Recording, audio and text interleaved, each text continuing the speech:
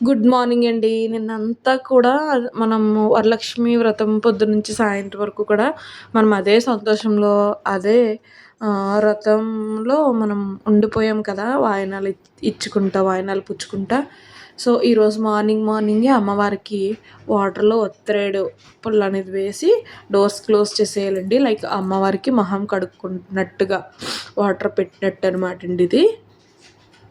నిన్నంతా రోజు ఎలా గడిచిందో కూడా తెలియకుండా గడిచిపోయిందండి. అంత బాగా జరిగింది కదా! మార్నింగే పూజ చేసుకుంటాం, వాయినాలు ఇచ్చుకుంటాం, మళ్ళీ పుచ్చుకుంటాం. అబ్బా! నిజంగా అదైతే మాత్రం చాలా బావుంటుంది కదా! చాలా సరదాగా ఉంటుంది కదండీ! సో, డోర్స్ ఓపెన్ చేసిన తర్వాత మనం పెట్టిన వాటర్ అయితే తీసేసుకోవాలండి. నేను తీసేసాను.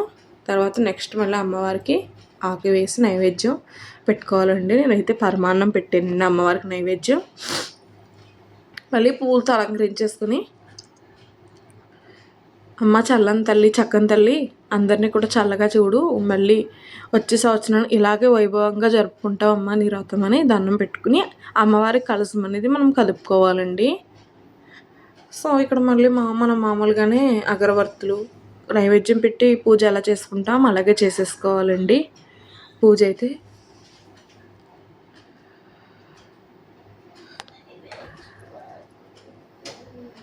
ఇలాగే అగరత్తులు వెలిగించేసుకుని, అగరత్తు ధూపం చూపించేసుకుని మళ్ళీ కాసేపు తలుపులు వేసేయాలండి. నైవేద్యం పెట్టిన తర్వాత తలుపు అయితే వేస్తాం కదా మనం.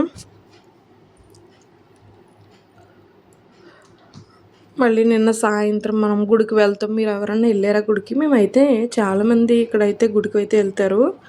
ప్రతి ఒక్కళ్ళు కూడా అమ్మవారి వ్రతం చేసుకున్న వాళ్ళైతే ఖచ్చితంగా గుడికి వెళ్తారు కదండి. నైవేద్యం సమర్పయామి నైవేద్యం కూడా చూపించేసుకుని కాసేపు తలుపు వేసుకుందామండి. ఏదైనా సరే నైవేద్యం పెట్టిన తర్వాత తలుపు అయితే క్లోజ్ చేస్తాం కదా!